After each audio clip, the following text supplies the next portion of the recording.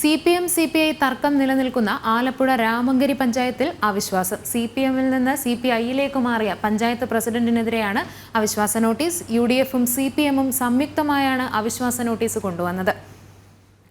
വിവരങ്ങളുമായി നിഷ ദിലീപ് ഉണ്ട് നമ്മളോടൊപ്പം. നിഷ, വിവരങ്ങൾ.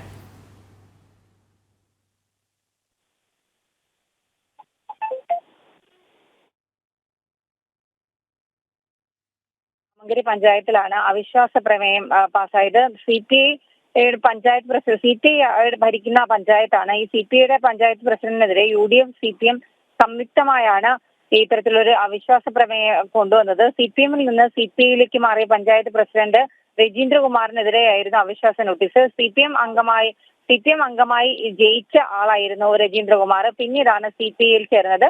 4 UDF അംഗങ്ങൾക്കൊപ്പം 3 CPM അംഗങ്ങളും അവിശ്വാസ നോട്ടീസിൽ ഒപ്പിട്ടിട്ടുണ്ട്. ആകെ 13 അംഗ ഭരണസമിതിയിൽ 9 CPM അംഗങ്ങളും 4 UDF അംഗങ്ങളുമാണ് ഉണ്ടായിരുന്നത്. CPM നേതൃത്വവുമായുള്ള ഭിന്നതയെ തുടർന്ന് രാജേന്ദ്രകുമാർ അടക്കം 6 പേരാണ് അന്ന് CPIയിലേക്ക് മാറിയത്. എന്തായാലും കുട്ടനാട്ടിൽ CPM CPI ഭിന്നത രൂക്ഷമാകാൻ കാരണം ഈ രാജേന്ദ്രകുമാറിന് CPI അംഗത്വം നൽകിയതാണ്. ആ രീതിയിലാണ് കുട്ടനാട്ടിൽ ഇപ്പോൾ CPMൽ വലിയൊരു പൊട്ടിത്തെറി ഉണ്ടായിരിക്കുന്നത്. ആതിര.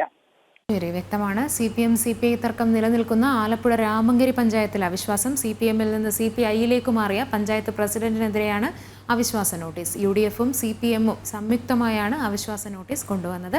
വിവരങ്ങൾ നൽകുകയായിരുന്നു നിഷ ദിലീപ്.